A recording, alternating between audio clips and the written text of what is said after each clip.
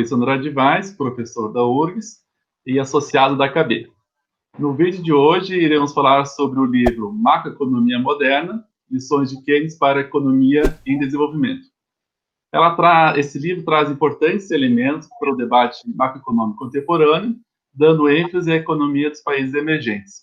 Ele foi lançado em 2019, organizado pelas professoras Carmen Feijó e Helena Araújo, também associadas da KB, e hoje falaremos mais especificamente sobre o capítulo Taxa Real de Câmbio e Mudança Estrutural no Modelo Caldoriano de Crescimento com Restrição de Balanço de Pagamentos, escrito pelo professor José Luiz Oreiro, da UNB, e Bernardo Matos Santana, economista do BNDES. Para detalhar, então, os principais aspectos do capítulo e dar um panorama geral do livro, nós iremos conversar com um dos autores, o professor Oreiro. Então, Oreiro, obrigado por aceitar o convite para fazer a nossa conversa. Obrigado, Maurício. O prazer é todo meu. Vamos lá. Então, iniciando por uma questão mais geral, como você vê a importância do livro, que traz diversos elementos sobre a macroeconomia moderna, dando ênfase às economias emergentes? Como ele pode auxiliar no debate econômico brasileiro? Então, Maurício, eu acho que o livro Macroeconomia Moderna, né, quer dizer, que, na verdade, é uma espécie de segundo volume do Macroeconomia Moderna, que foi editado 20 anos atrás, 1999, quer dizer, ele mostra os avanços mais recentes na teoria keynesiana e estruturalista, quer dizer, acho que teve esse viés nesse livro de 2019 que não tinha no primeiro, quer dizer, o livro de 1999 era um livro nitidamente pós-keynesiano, né? Então, quer dizer, os temas ali tratados eram basicamente incerteza, preferência por liquidez, sistemas monetários, etc., né? Agora, nesse outro livro, não. Quer dizer, nesse outro livro, quer dizer, tem ainda a perspectiva pós-keynesiana, mas ela está conjugada, mas também com uma tradição estruturalista que é muito cara ao pensamento econômico latino-americano. Então, assim, a primeira coisa que a gente pode dizer sobre o livro é que ele está mostrando, né, os avanços dessa, que a gente pode chamar de perspectiva keynesiana estruturalista, que eu prefiro chamar de macroeconomia estruturalista do desenvolvimento. A macroeconomia é a parte keynesiana, né, e o estruturalismo e desenvolvimento, enfim, vem tem sua origem na CEPAL, né, também nas ideias do Furtado, etc., né? Então, eu acho que o livro está mostrando não só os avanços, mas como é possível fundir essas duas tradições e usá-las para explicar mais especificamente, né, o desenvolvimento dos países de renda média, como é o caso do Brasil, Argentina e outros. Realmente é bem interessante essa continuidade, né? Então, primeiro fez uma apresentação mais específica da teoria, né? E agora ele inclusive complementa bem o seu próprio livro, né? Sobre acho que você é o único organizador de macroeconomia estruturalista, né? O Macroeconomia do Desenvolvimento, de 2016. Isso, né? É um livro bem interessante também. Aham. Bom, falando um pouco mais na contribuição de vocês para o livro, o capítulo ele traz um modelo caldoriano de crescimento que consegue incorporar tanto a questão da restrição do balanço de pagamentos e também a questão da importância do nível da taxa real de câmbio para afetar o crescimento econômico no longo prazo. Quais as principais perguntas que vocês buscaram responder e quais as principais conclusões que vocês chegaram? Bom, assim, o primeiro ponto que a gente estava querendo responder é entender, né, o papel da estrutura produtiva no crescimento de longo prazo. Quer dizer, isso está um pouco implícito nos modelos de crescimento com restrição de balanço de pagamentos do Tyrrell, Macomb e outros, né, mas quando o Tyrrell desenvolveu o modelo dele em 79, né, de crescimento com balanço de pagamentos, né, basicamente o que ele fez, né, foi um modelo de 3 equações, né, você tinha uma equação de crescimento das exportações, uma equação de crescimento das importações e uma restrição de balanço de pagamentos. E aí, toda aquela estrutura caldoriana, né, a lei de Caldor-Verdun, por exemplo, né, que diz que o crescimento da produtividade depende da taxa de crescimento da produção industrial, que a taxa de crescimento das exportações determina a taxa de crescimento do produto, isso meio que foi perdido nessa formalização simples do Tyrrell, que foi muito bem sucedida, diga-se de passagem, para explicar uma questão fundamental. Por que os países crescem a taxas diferentes? Ou seja, o que explica o desenvolvimento desigual entre os países? Então, assim, a pergunta fundamental é esta. Ou seja, eu quero saber por que os países, os diferentes países, apresentam diferentes taxas de crescimento de longo prazo. Tá? Porque tem países que são muito bem-sucedidos, né? Os países do Sudeste Asiático foram casos extremamente bem-sucedidos, né? de países em termos de crescimento. Já os países da América Latina, não. Quer dizer, Brasil até foi bem-sucedido até o início dos anos 80, mas depois perdeu o caminho de desenvolvimento. Tá? Então, a primeira pergunta que o modelo quer responder é o seguinte, o que determina o desenvolvimento desigual? Segundo, qual o papel da estrutura produtiva na desigualdade de crescimento entre os países? Né? Particularmente, um fenômeno que tem afetado a América Latina, que é a desindustrialização precoce. Então, a gente procurou incorporar no modelo, né, primeiro, a dinâmica da participação da indústria de transformação no PIB, né, que é uma coisa que estava ausente dos modelos, quer dizer, estava meio implícito e tal, mas até onde eu saiba, não existia um modelo que incorporasse isso explicitamente, né? A gente fez a dinâmica da participação da indústria de transformação no PIB dependendo de variáveis preço e extra-preço, também isso é uma ideia interessante, né? Então, a competitividade preço representada pelo hiato tecnológico, a competitividade preço pela taxa real de câmbio. Tá? E aí, a gente teve a intuição de fazer com que o coeficiente de Caldwell-Verdun dependesse da participação da indústria de transformação no PIB, por uma razão muito simples. Quer dizer, o coeficiente de Caldwell-Verdun, ele, no fundo, te dá uma ideia das economias dinâmicas de escala que estão sendo geradas na economia. Só que as economias dinâmicas de escala, ou os retornos crescentes, são gerados na indústria de transformação. Então, quanto maior for a indústria de transformação relativamente ao PIB, maior deve ser as economias dinâmicas de escala, melhor dizendo, geradas no sistema. Então, essa foi a inovação do modelo. Quer dizer, a gente, na equação de Caldwell-Verdun, fez o coeficiente de Caldwell-Verdun depender da participação da indústria de transformação no PIB. A participação da indústria de transformação no PIB depende de elementos de competitividade extra-preço, que é o hiato tecnológico, e preço, que é a taxa real de câmbio, né? E aí a gente montou uma dinâmica do sistema. Né? E aí o resultado final, quando você analisa a dinâmica de longo prazo, né, é que, de fato, quer dizer, quando a gente analisa o resultado final, um ponto interessante é que a política monetária, no modelo com mudança estrutural, torna-se não neutra.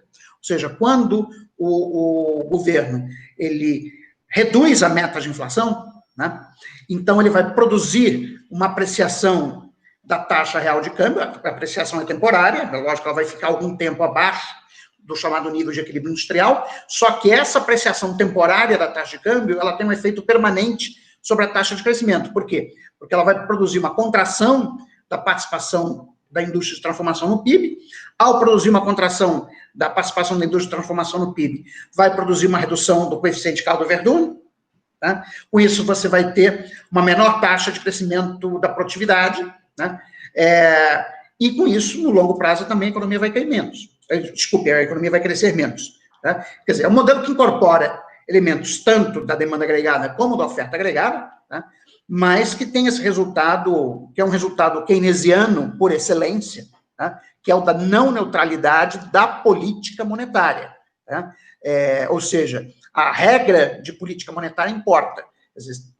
Então, se eu quiser ter uma taxa de inflação muito baixa, como parece ter sido o caso da maioria dos países latino-americanos nos últimos anos, isso pode estar associado à desindustrialização precoce, né, e a uma redução da taxa de crescimento. Bom, realmente é bem interessante essa relação, né? Normalmente foca ou mais em modelo de política monetária, ou de câmbio, ou estrutural, tecnológico, permitindo um crescimento de longo prazo, e vocês conseguiram, então, incorporar tudo isso num modelo único, basicamente, né? E realmente Sim, é bem interessante isso. É um modelo único, quer dizer, ele é um modelo que tem uma restrição de balanço de pagamentos, né? Usual a lateral, quer dizer, a parte da demanda agregada é a restrição de balanço de pagamentos. Você tem uma equação de crescimento das exportações, uma equação de crescimento das importações, uma equação de equilíbrio do balanço de pagamentos, mas é uma economia com mobilidade de capitais, tá? Que é um fato utilizado dos países, né, da América Latina. Quer dizer, a mobilidade de capitais não é perfeita, mas ela existe. Então, isso significa que o fluxo de entrada de capitais no país vai depender do diferencial de juros entre o juro doméstico e internacional ajustado pelo prêmio de risco do país. Tá? Então, isso vai me dar também a taxa de variação do câmbio nominal. Tá? Bom, aí você vai ter uma regra de política monetária, em que a taxa de juros vai ser ajustada de acordo com uma regra de Taylor. Tá? Então, você tem lá uma meta de inflação, você tem, né, o juro sendo calibrado, quer dizer, o juro de equilíbrio, no caso, no modelo, ele vai ser a taxa de juros internacional mais o prêmio de risco do país. Tá? Então, quando o Banco Central precisa fazer uma contração monetária para colocar a inflação na meta, o que ele faz é aumentar a taxa de juros relativamente ao da paridade de juros internacional. Tá? Isso produz uma apreciação do câmbio nominal, que obviamente tem impacto sobre a inflação, tá? Reduzindo a inflação para aquilo que o Banco Central quer. Só que tem um lado que não é captado de modelos tradicionais, que é o efeito da valorização do câmbio com relação à estrutura produtiva. Quer dizer, nesse processo de ajuste que eu descrevi, né, que o Banco Central eleva a taxa de juros, no fundo, para atrair capitais externos, para valorizar o câmbio, e com isso reduzir a inflação. Bom, o efeito estrutural disso é que nós vamos ter um câmbio abaixo do nível de equilíbrio industrial, tá? Então, a indústria de transformação vai perder competitividade de preço, né? Com isso ela vai encolher de tamanho. Né? Quando ela encolhe de tamanho, a capacidade da economia de gerar ganhos de produtividade é comprometida, porque eu vou diminuir o motor de geração de retornos crescentes de escala na economia. Tá? E é isso que leva, no longo prazo, a economia a crescer menos. Tá? Então, enfim, essa ideia que eu estou contando para você, eu já estou desenvolvendo de outras formas, em outros artigos, mas a gente acha que, eu acho, né, os outros coautores, não só o Bernardo, tá? Mas que a desindustrialização precoce de países como o Brasil está muito relacionada com o que a gente chama de financiarização periférica. Quer dizer, que, no fundo, é essa ideia de que você tem que atrair capitais externos para o país crescer. Quer dizer, o efeito é justamente o oposto. Tá? O efeito, quando você coloca a taxa de juros acima do nível dado pela paridade internacional, que é a taxa de juros mais prêmio de risco, isso te aprecia o câmbio, isso faz com que a indústria de transformação perca a competitividade preço, e isso vai reduzir o dinamismo da economia, fazendo com que ela cresça menos no longo prazo.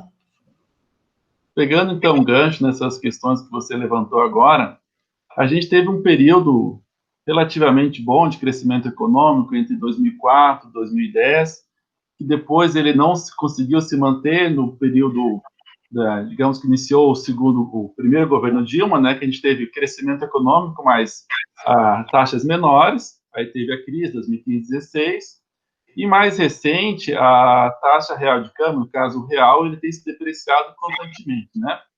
Aí eu queria um panorama seu, tanto nessa questão, como a gente conseguiu crescer naquele período com uma moeda relativamente apreciada, o que possibilitou e o que dificultou o crescimento econômico, se a taxa de câmbio, a política monetária teve um papel que limitou esse crescimento econômico, ele poderia ter sido maior ou menor, e por que, então, mais recentemente, a economia não consegue deslanchar, mesmo após a depreciação da moeda, a taxa de investimento em relação ao PIB, ela continua caindo, e a participação na indústria sobre a atividade econômica, ao invés de aumentar, ela também continua caindo. Tá, então vamos lá.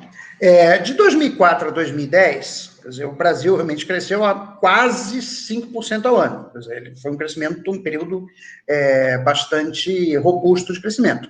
Agora, para a gente entender esse período de crescimento, temos que analisar as condições iniciais. Quer dizer, em 2002, né, houve uma desvalorização muito forte da taxa de câmbio, tá, por conta do temor dos mercados financeiros sobre o que seria um governo Lula, né, e a preços de hoje, né, a taxa de câmbio chegou, em meados de 2002, algo em torno como R$ 7, R$ 8.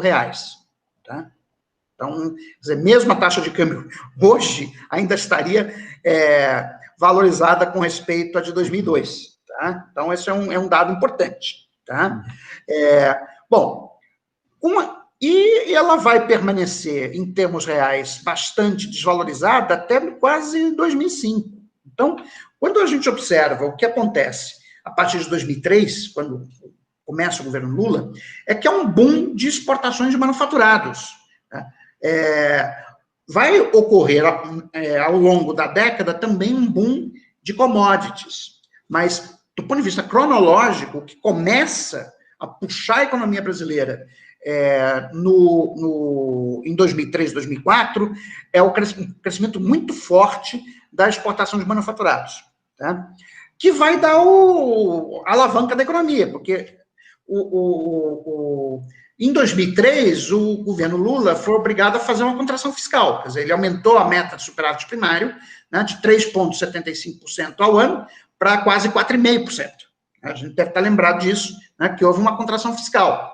Inclusive, o pessoal chama que, os economistas mais conservadores, dizem que foi um exemplo clássico de contração fiscal expansionista. Eles dizem, olha, fez uma contração fiscal, mas aí aumentou a confiança e a economia deslanchou. Não é nada disso. O que aconteceu foi que, em 2002, você fez uma enorme desvalorização do câmbio, o câmbio estava super competitivo em 2003, e aí as empresas começaram a exportar, até porque o comércio internacional também estava crescendo bastante.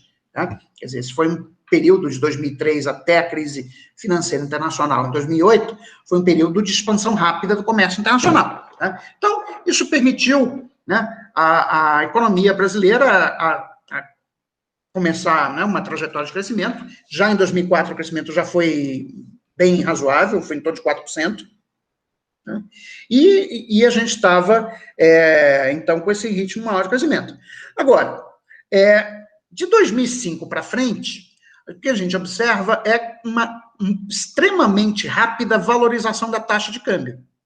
Tá? Essa valorização rápida da taxa de câmbio, ela tem um efeito de curto prazo que é expansionista. Por quê? Porque a inflação caiu, quer dizer, se a gente olhar os índices inflacionários, 2004, 2005, 2006, você vai ver que a inflação está caindo. Em 2006, ela chegou a 3,1%, 3,2%. Tá? Inclusive, bem abaixo do centro da meta de inflação. Bom, quando você tem uma trajetória de inflação cadente, né, o salário real sobe. Tá? Então, aquele primeiro estímulo que tinha sido dado à economia via exportações é substituído por um estímulo de consumo. Tá? E o consumo está começando a crescer mais rapidamente, as empresas também se animaram a fazer projetos de investimento, de expansão de capacidade produtiva. Quando ocorre, por exemplo, os grandes investimentos de expansão da indústria automobilística no Brasil, que você aumenta a capacidade de produção para quase 5 milhões de unidades, né, no início desta década, né, em 2011 e 2012, a capacidade de produção da indústria automobilística brasileira tinha aumentado para quase 5 milhões de unidades. Tá? Então, enfim, isso explica por que foi muito bem sucedido até 2008. Em 2008 teve a crise financeira internacional e o Brasil reagiu bem. Quer dizer, principalmente do lado fiscal, tá? Do lado fiscal e parafiscal. Você teve o BNDES atuando como substituindo, né, os bancos privados, porque numa situação de incerteza, o que acontece é um empossamento de liquidez por parte dos bancos privados, eles não querem emprestar, foram os bancos públicos, BNDES, Caixa Econômica Federal e Banco do Brasil, que mantiveram, né, o crédito abastecido na economia, e você teve o programa de aceleração do crescimento, você teve mais investimento público, algumas exonerações fiscais e tal, que fizeram com que a economia brasileira se recuperasse muito rapidamente da crise de 2008, e em 2010 a gente apresentou um ritmo praticamente chinês de crescimento, quer dizer, a economia cresceu quase 8%. Tá? Foi, assim, um crescimento muito bom. E, assim, tudo fazia crer, né, que a década seguinte seria uma década de crescimento acelerado, né, de que, olha, o Brasil mostrou em 2010, o último ano do governo Lula, que era capaz de crescer uma taxa chinesa, né, com a inflação aparentemente sob controle. Então, tudo apontava para a continuidade do crescimento, né? Mas esse crescimento não veio. Tá? Em 2011, ele já cai mais a 40% do nível observado em 2010, quer dizer, foi 3,5% mais ou menos. Em 2012 foi 1%, né? E em 2013 volta a crescer um pouquinho, dá um voozinho de galinha, 2 e alguma coisa, mas, bom, em 2014 aí já começa a recessão, né? Bom, o que aconteceu? Quer dizer, por que a economia brasileira desacelerou, né, no ano a partir de 2011? Eu acho que tem duas explicações que são complementares. Tem uma explicação que é a seguinte, olha, o governo Dilma, o primeiro ano do governo Dilma, ela fez uma contração fiscal, ela reduziu o ritmo o nível do investimento público. Então, ela produziu uma contração fiscal e a contração fiscal desacelerou a economia brasileira. Bom, é uma explicação com a qual eu concordo em parte. Quer dizer, eu acho que não foi só por causa disso, né? Quer dizer, quando a gente olha para o que estava acontecendo com a participação da indústria de transformação no PIB, desde 2005 que ela estava em queda, né, por conta do processo de valorização da taxa real de câmbio, né? Então, quando você olha para os dados de produção industrial, é muito engraçado, que de 2003 a 2008 ela cresce, mais ou menos em linha com o crescimento das vendas do comércio, né? Aí, em 2008, você tem a queda, por causa da crise, né, financeira internacional, você tem uma recuperação em V da produção industrial, ela já no início de 2010 já recuperou o pico, né, do segundo trimestre de 2008, mas daí para frente a produção industrial vai ficar basicamente estagnada. Mas, apesar da produção industrial estar estagnada, quando você olhava os indicadores de vendas no comércio, as vendas no comércio continuavam crescendo. Então, veja bem, se era um problema de escassez de demanda agregada, por que as vendas no comércio estavam crescendo e a produção industrial não?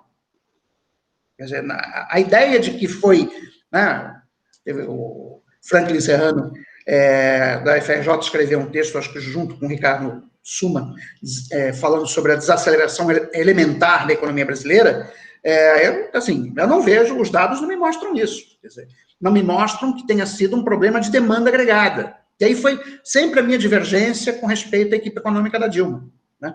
A equipe econômica achava que era um problema de demanda agregada. Eu dizia, isso não é um problema de demanda agregada, é um problema de transformação, de mudança estrutural negativa, né? Que é, portanto, entre aspas, do lado da oferta da economia, né?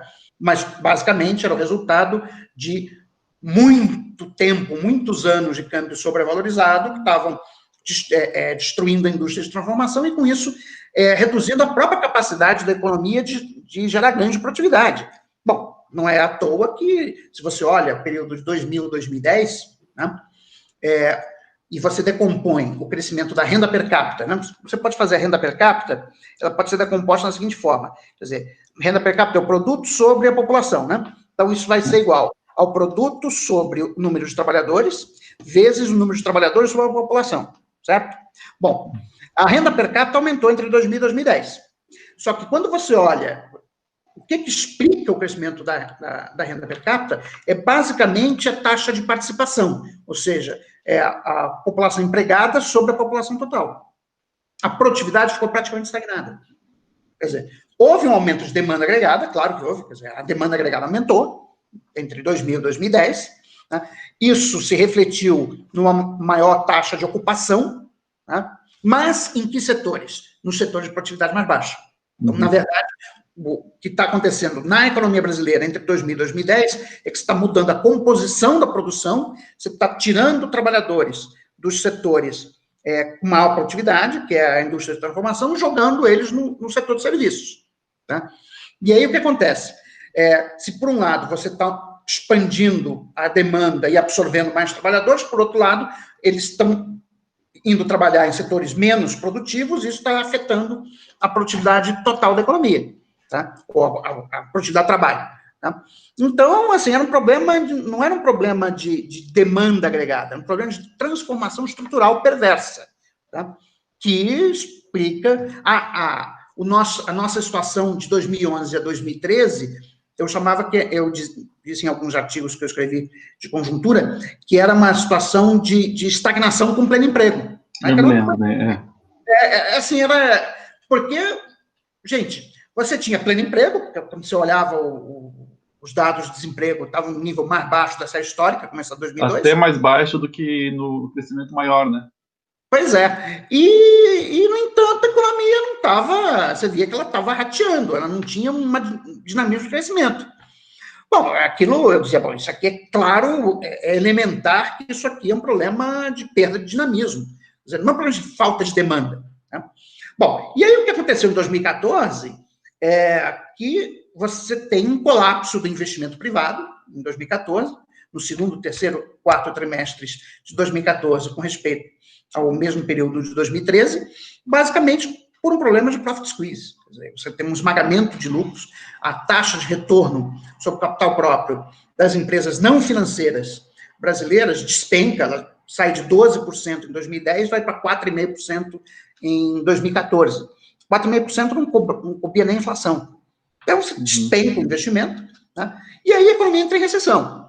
Tá? Bom, agora, a nossa reação de política econômica foi a pior possível a recessão iniciada em 2014. Quer dizer, o triggering event, para usar a expressão do Minsky, né, foi o profit squeeze, que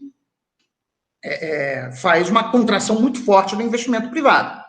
Você teria uma recessão, talvez, com uma queda de PIB de 1,5%. Né? Só que aí, o que a gente faz em 2015? Tudo que não se deve fazer durante uma recessão. Ou seja, você faz uma contração fiscal, o Joaquim Levy reduz o investimento público em 35% em termos reais, você faz uma contração monetária, joga a Selic em 14,25%, e ainda dá um tarifaço, né? E você aumenta o preço dos combustíveis e da energia elétrica. Então, você tem um choque fiscal, choque monetário e choque de oferta, ao mesmo tempo. Sem contar, aí ainda tem outro choque, que é um choque externo, que é o preço das commodities despenca. Bom, aí, meu filho, não teve jeito. Foi a tempestade perfeita, entendeu? A economia entrou em parafuso. Teve seca também. Não, teve seca, deu tudo errado. A gente fez um monte de besteira, né? E ainda deu tudo errado. Né? Aí caiu 3,8%. Né? Aí começou a história do impeachment da Dilma, e quando você tem instabilidade política, a economia não cresce mesmo. Entendeu? E aí mais 3,4% em 2016. De lá para cá, a economia tem crescido 1,2%, entre 2017 e 2019. Né? Bom, por duas razões. Quer dizer, primeiro, que o investimento foi para o sal. Né? O investimento público, por causa do teto de gastos, tchau. Né? Despencou muito. Né? Segundo, porque a política monetária levou muito tempo para entrar no campo expansionista. Tá? Na verdade, o Braulio Borges, por exemplo, ele estima que a taxa de juros só ficou abaixo da neutra a partir do primeiro trimestre de 2018. Então, a política monetária só entrou no campo expansionista no primeiro trimestre de 2018. Então, é chamado, o que o Braulio Borges chama de hipótese de overkill. Né? Você teve uma política monetária excessivamente dura, né? Durante muito tempo, que retardou a recuperação da economia. Né? Bom, agora, quanto à questão do câmbio, né, tem a polêmica, né? Mas o câmbio se desvalorizou e a indústria não reagiu. O câmbio se desvalorizou em termos nominais, tá? Mas quando eu fiz recentemente uma estimativa com o Luciano D'Agostini e o Paulo Gala sobre a taxa de câmbio de equilíbrio industrial da economia brasileira. A gente usou um novo método, tá? E o que a gente mostra é que desde 2005 que a taxa de câmbio está abaixo da taxa de câmbio de equilíbrio industrial. Por duas razões. Porque, primeiro, o câmbio se valorizou de 2005 até 2014, mas, segundo, a taxa de câmbio de equilíbrio industrial se desvalorizou. Ela subiu. Basicamente por quê? Porque as empresas brasileiras perderam competitividade extra-preço durante esse período. E a gente está medindo a competitividade extra-preço pelo índice de complexidade econômica do Hidalgo e Hausmann. Tá? Então, como durante esse período as empresas não investiram em modernização do seu equipamento de capital, elas foram ficando mais atrasadas, foram ficando mais para trás da fronteira tecnológica. Com isso, para compensar, elas teriam que ter um câmbio muito mais desvalorizado. Tá? Então, a questão... Então, respondendo de forma objetiva a tua pergunta, quer dizer, apesar da desvalorização do câmbio nominal, tá? Ou seja, o preço do dólar em reais, né? A taxa real efetiva de câmbio continua abaixo do nível de equilíbrio industrial, pelo menos até 2017. Tá? De 2018, 2019 a gente não calculou, mas até 2017 o câmbio continuava muito sobrevalorizado. O problema é o efetivo, né? Porque até a taxa de câmbio real mesmo, ela até desvalorizou agora. O problema é efetivo, né? Porque se comparar também com os demais concorrentes nossos, né? Teve um processo de depreciação generalizado, né? Não, e os preços subiram durante esse período, quer dizer, é como eu te falei, se você pegar a taxa de câmbio de junho de 2002 e atualizar só pelo IPCA, atualiza só pelo IPCA, dá quase 8, 9 reais, entendeu? Sim, então, aí você vê o tamanho da sobrevalorização cambial que ainda tem na economia brasileira. Eu posso afirmar, então, que o patamar necessário para tornar o país competitivo, para ter essa mudança estrutural, hoje, ele deveria ser mais alto porque não fez esse ajuste antes. Então, a demora de fazer o ajuste da taxa de câmbio faz com que cada vez seja mais alto. O preço vai ficando cada vez mais alto. E pode chegar num momento que se torne proibitivo. Quer dizer, esse é o meu temor. Tá? Quer dizer, hoje eu estou convencido que um ajuste apenas para a taxa de câmbio não funciona. Você vai ter que fazer política de ciência e tecnologia muito pesada para recuperar competitividade extra-preço. Tá? Porque, obviamente, isso inclui o BNDES nessa história, né, para financiar a modernização do parque tecnológico, do parque industrial brasileiro. Né? Porque se for depender apenas de câmbio, imagina, se você tiver que botar a taxa de câmbio em 9 reais por dólar, isso implica numa redução do salário real gigantesca, que é politicamente não viável. Quer dizer, o pessoal não vai topar isso. Tá? Então, ainda mais se não houver uma crise de balanço de pagamento. Se houvesse uma crise de balanço de pagamento, sim. Tá? Como houve em 2002. Tá? Uma crise cambial. Agora, sem uma crise cambial, isso é impossível de ser feito. Bom, aproveitando esse contexto de que a gente está falando de inserção internacional e da importância da indústria, com a questão da pandemia, essa importância da indústria para os países ela foi ficando mais relevante, né? Inclusive por questões estratégicas e até de soberania nacional mesmo, né? Muitos países da Europa, os Estados Unidos, ficaram dependentes de produtos chineses, né? Então, essa questão da indústria, ela tomou um patamar que era importante. Tem muita gente da macroeconomia que defende, né? Mas outros falavam, não, tanto faz, eu tenho uma atividade econômica através do comércio, de serviços, né? Dá o exemplo da Europa, que tem muito serviço. Mas agora os próprios países desenvolvidos, eles estão retomando essa percepção da importância, né? E, ao mesmo tempo, a China não quer largar o osso, né? Eles estão investindo cada vez mais no cenário internacional, eles estão querendo ter autonomia nos semicondutores, contratando engenheiros de Taiwan, de outros países, né? Bom, então, nesse contexto em que a indústria cada vez é considerada mais importante, como você vê a inserção do Brasil nesse contexto e em que sentido as políticas macroeconômicas, econômicas no sentido geral do governo, eles podem contribuir ou não para a nossa inserção? Então, Maurício, eu vejo o Brasil muito mal. O Brasil está muito mal nessa história. Tá? assim, nós não temos, como eu falei, o Brasil perdeu competitividade extra-preço desde 2005, tá? Muita, tá?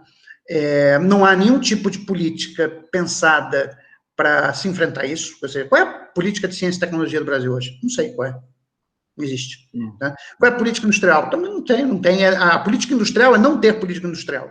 O mercado resolve. Quer dizer, privatização, vai, né? A privatização, quer dizer, o que eu vejo é o seguinte, é o que eu chamo de projeto fazendão em marcha. Tá? Quer dizer, o que me parece ser o projeto dessa turma que está no poder, já há alguns anos, isso não é só o Bolsonaro, mas também era do governo Temer, né? É fazer privatizações, né?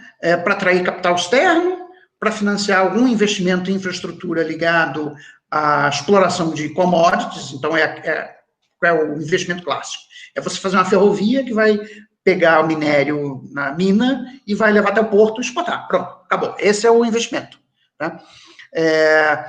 E acabou. Bom, e aí você complementa com a abertura plena da conta de capitais, né, para residentes poderem mandar livremente dinheiro para fora, tá? Sucateia a indústria mesmo, vamos viver com importação de capitais, quer dizer, o Samuel Pessoa, por exemplo, já mais de uma vez falou para mim, né, estando a gente no mesmo evento, de que o modelo que ele tem na cabeça é o modelo australiano, país que importa 4,5% do seu PIB, em termos de poupança, tá? De poupança externa. Então, é isso que eles têm na cabeça. Quer dizer, agora, a Austrália é um país de 20 e poucos milhões de habitantes, 30 milhões de habitantes, tá? Com um nível educacional muito alto e com terras muito férteis, né?